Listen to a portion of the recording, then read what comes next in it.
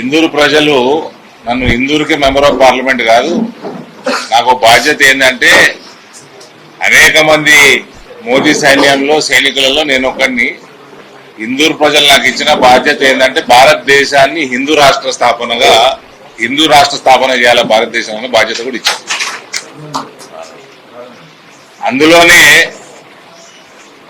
అందులో భాగంగా నేను అందరికి కూడా ఈ రానున్న ఎలక్షన్లలో ఓటర్లు ఎవరుగా నమోదై ఉన్నారో మనందరి బాధ్యత మన హిందూ రాష్ట్ర స్థాపన కోసం మనము ఎప్పుడు ఓటేసినా తెలంగాణలో మనం భారతీయ జనతా పార్టీ అభ్యర్థికి వేయాలి. ఇది ఒక బాధ్యత. ఇది అది గమనిస్తూ వేరే సమస్యల మీద వచ్చినా ఇక మన కాంగ్రెస్ పార్టీ నుంచి అభ్యర్థులు ఉన్నారు.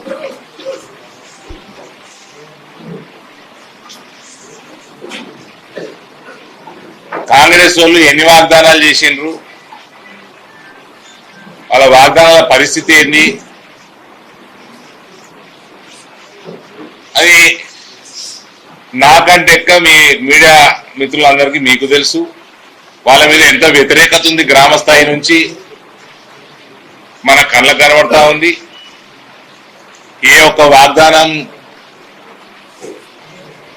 ఇంప్లిమెంట్ చేసేది లేదు. కానీ ప్రపంచాన్ని దిశానిర్దేశం చేస్తున్న, ప్రపంచానికి దిక్సూచిగా నిలబడుతున్న మన అంకాపూర్కి వెళ్ళి అంతరిక్షం దాకా ఎక్కడ పోయినా మోదీ నిలబడుతున్నాడు. ఆయన కులం గురించి మాట్లాడుతున్నారు రేవంత్.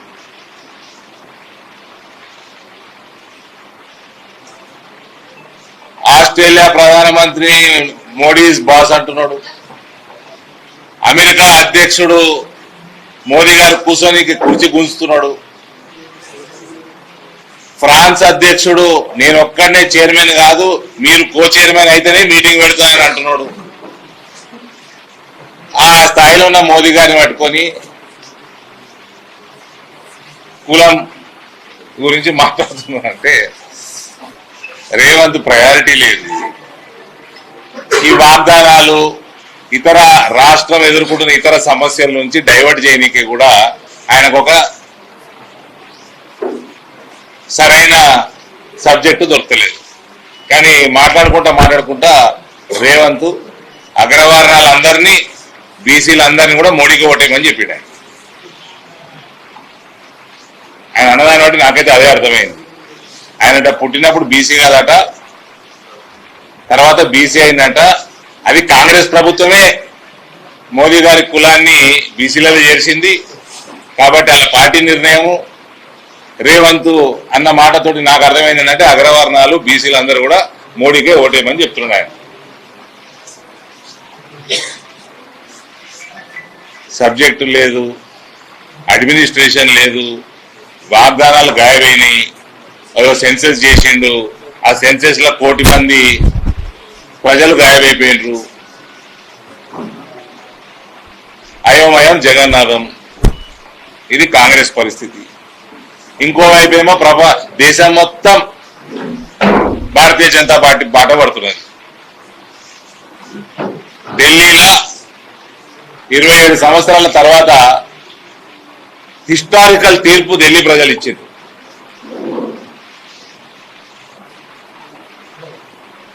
యావత్ భారతదేశంలో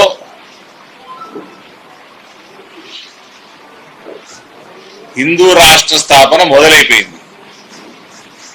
కాబట్టి నా రిక్వెస్ట్ ప్రతి ఒక్క ఓటర్ మహాశయులకి, దయచేసి కొమరయ్య గారిని, అంజిరెడ్డి గారిని భారీ మెజారిటీతో గెలిపేయడం కాకుండా, మీరు ఓటేయడమే కాకుండా మన మిత్రులతోటి, ఇతర గ్రాడ్యుయేట్స్ తోటి, మన ఉపాధ్యాయుల్ని అందరినీ కూడా రిక్వెస్ట్ చేస్తూ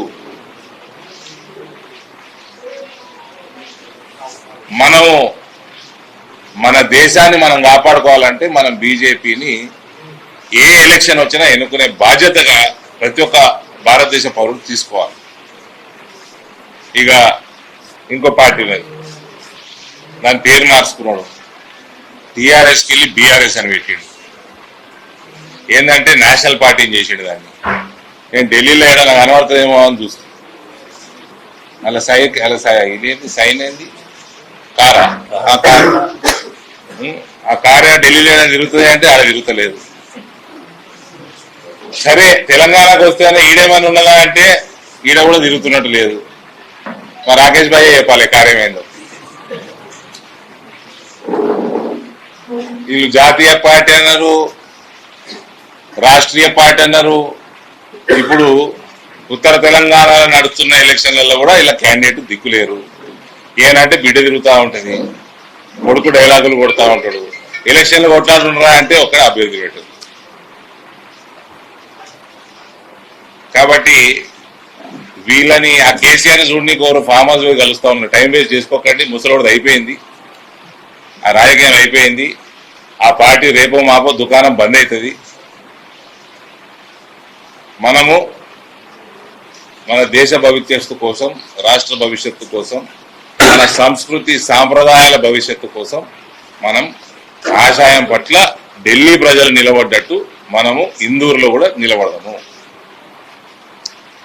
థ్యాంక్ యూ.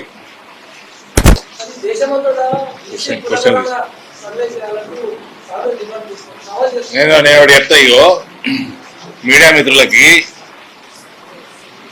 ఈయన ఏదో సెన్సస్ చేసిండు, ఓ పిచ్చోడు రాహుల్ గాంధీ అన్నట ఈయన చేసిండు. నేను చెప్తున్నా సెన్సస్ చేయి. ఇప్పుడు లక్ష్మణ్ గారు మాట్లాడుతూ ముస్లింలకి రిజర్వేషన్లు రిలీజియస్ బేసిస్ మీద అంబేద్కర్ గారు పెట్టలేదు, చేయకూడదు అని తీసుకొచ్చి 90% ముస్లింలట, బీసీలట. ఇట్లా రేవంత్ రెడ్డి తుర్కోళ్ళకి చెంచాగిరి చేద్దామని అనుకుంటున్నాడు. ఇప్పుడు ఒక కొత్త సెన్సెస్ చేయి. లక్ష్మణ్ గారు ఉదారత చూడండి, రిజర్వేషన్ లేకున్నా కూడా మైనారిటీలకి మైనారిటీ వెల్ఫేర్ ప్రోగ్రామ్స్ నుంచి ఫండ్ ఇవ్వమంటాడు పాపం. ఒక కొత్త సెన్సెస్ చేయి రేవంత్. నా డిమాండ్, తుర్కోల దగ్గరికి వెళ్ళి రాష్ట్రానికి ఎంత ఆందాన్ని వస్తున్నది, హిందువుల దగ్గరికి వెళ్ళి ఎంత ఆందాన్ని వస్తుంది చెప్పు. ఫస్ట్ ఒక సెన్సెస్ చేయి, ఆందాన్ని తీసుకురాపో. కరెంటు బిల్లు వసూలు చేయలేదు దద్దపల్లి మీరు ఓల్డ్ సిటీ పోయి. నీ హైడ్రా మతం ఏందా, నీ హైడ్రా జేసీబీ మతం చెప్పు. పోయిందా ఇలాంటి వరకు ఆడికి పోయిందా? ఓవైసీ ఖాళీగా కొడతాడు. హైడ్రా మతం చెప్పు, ఇంకోటి చెయ్యి, సర్వే చెయ్యి. తుర్కోలోకి వెళ్ళి రాష్ట్రానికి ఎంత ఆందాన్ని ఉన్నది, హిందువుల దగ్గరికి వెళ్ళి ఎంత ఆందాన్ని ఉన్నది చెయ్యి. చెప్పమ్మా. నిరుద్యోగులకి 4,000 వృత్తిస్తా, నిరుద్యోగ వృత్తిస్తా అన్నావు, చెప్పక ఊకే కులచిచ్చు పెడదామని చూస్తున్నాడు. ఇప్పుడు చేయి సర్వే. ఇది తుర్కోలు ఎంత ఆందాన్ని తెలంగాణకి, హిందువులు ఎంత ఆందాన్ని చేయి. నీ హైడ్రా మతం ఏందో చెప్పు. చెప్పమ్మా, ఏం అడిగితేమ్మా.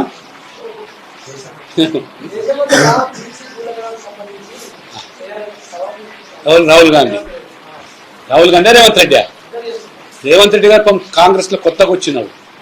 కాంగ్రెస్ చరిత్ర తెలియదు. నెహ్రూ గారు, ఇందిరాగాంధీ, రాజీవ్ గాంధీ ప్రధానమంత్రులు అయినారు. మొదలు మీరు ఎందుకు సెన్సస్ చేయలేదు వాళ్ళని అడగమని రేవంత్ రెడ్డి గారు. ఇన్ని సంవత్సరాలు మీ దేశాన్ని పాలించారు కదా. We are not against any caste census, కానీ ఇది ఒక సైంటిఫిక్ మెథడ్లో, ఒక శాస్త్రీయ పద్ధతిలో పూర్తి అధ్యయనం జరగాలి. అంతేగాని ఈ రకంగా తప్పుల తడకలతోని సర్వే చేసి మేము చేశాం. ఇవాళ దేశంలో ఎక్కడ చేసిందంటే బీహార్ గవర్నమెంట్, ఎన్డీఏ గవర్నమెంటే చేశాము, బయట పెట్టాము, తీర్మానం చేశాం. 69% ఆ రేషియో ప్రకారం రిజర్వేషన్ అడిగాము. అన్ఫార్చునేట్ కోర్టు కొట్టేసి మా చిత్తశుద్ధి. కాబట్టి we are not against any census, caste census. సమయం రావాలా, అధ్యయనం జరగాల, శాస్త్రీయ పద్ధతులు జరగాలి. అప్పుడు దాని వీఆర్ నాట్ అగేన్స్ట్. 1 కోటి మంది తక్కువ ఉన్నారు కదా, ఏమైంది? ఏమన్నాడు? 1 కోటి మంది జనాభానే తక్కువ ఉన్నారు ఆయన సెన్సెస్ లా. మొన్న చెప్తే కదా, కవర్ చేసిరు కదా మీరు. వాళ్ళ వెబ్సైట్లే, రాష్ట్ర ప్రభుత్వం వెబ్సైటే, ఎలక్షన్ కమిషన్ ఎలక్టోరల్ రూల్, వీళ్ళు చేసిన సెన్సెస్. వాళ్ళు దాని లెక్క ప్రకారమే 1 కోటి మంది గాయబన్నారు. దాని గురించి ఏం చెప్తారు మరి? నువ్వు ముందు 42% లోకల్ బాడీ రిజర్వేషన్ ఇస్తాను బీసీలకు, ఆ మాట కట్టుబడి ఉండు. మమ్మల్ని అడిగి హామీ ఇచ్చినావు నువ్వు. ఇప్పుడు ఏమంటాడు కొత్తగా మేము ఇలా తీర్మానం చేస్తాం, కేంద్రం పడేస్తాం, మీరు చూసుకోండి అంట. పడి అది కూడా చెప్తలేను ఇవాళ. ఇంతకుముందు అరవింద్ చెప్పినట్టుగా నువ్వు చేసి పంపించు, ప్రొవైడెడ్ నువ్వు పంపించే దాంట్లో బీసీలు ముస్లింలు కాదని పంపించు. విల్ సీ దట్ మేము సెంట్రల్ దాన్ని ఏ రకంగా చేయాలి. 10% ముస్లింలు బీసీలను పెట్టావో అది తీసేసి తీర్మానం చేసి చట్టం చేయి, మేము తప్పకుండా ప్రయత్నం చేస్తాం. 10% వచ్చి అప్పనంగా హైదరాబాద్లో 150 మున్సిపల్ డివిజన్స్, గ్రేటర్ హైదరాబాద్ బీసీలకు 50 డివిజన్లు. 50 డివిజన్లలో ఈ బీసీ ముసుగులో ఈ మజ్లిస్లో జర్రి 50 38 మంది వాళ్ళు గెలిస్తే 12 మంది అసలు బీసీలు గెలిచి. అంటే మీరు ఈ రకంగా మున్సిపాలిటీలో, పంచాయతీలో, జిల్లా పరిషత్తులో అంటే బీసీలు అన్నీ కూడా వాళ్ళకి అప్పచెప్పడానికి పడుతున్న కుట్రను వాళ్ళ భగ్నం చేయడానికి బీజేపీ మాత్రమే ఉంది. మిగతా అందరూ తొత్తులే. ఓట్ల కోసం వాళ్ళు జీవుజన్ అంటారు కానీ బీసీలకు న్యాయం చేయట్లేదు కాదు. మోదీ గారు ఈ సమాజంలో బీసీ, ఎస్సీ, ఎస్టీలతో పాటు అగ్రవర్ణంలో పేదలు కూడా మొదటిసారి రిజర్వేషన్ ఇచ్చింది మోదీ గారు. 10%. అగ్రవర్ణాల్లో కూడా కొంత పేదవాళ్ళు ఉన్నారు. బ్రాహ్మణులు రోజు పౌరోహిత్యం కోసం ఏ రకంగా పాపం నా దగ్గరనే చిక్కటిపల్లి అరుగుల మీద స్వరాజ్ హోటల్ దగ్గర 100 మంది అంత ఉదారమైన మనస్తత్వంతో వాళ్ళకి రిజర్వేషన్ ఇచ్చారు. కానీ we are not against any section. మీరు చిచ్చు పెట్టడానికి ప్రయత్నం చేస్తారు, ప్రజలు మోసపోరు.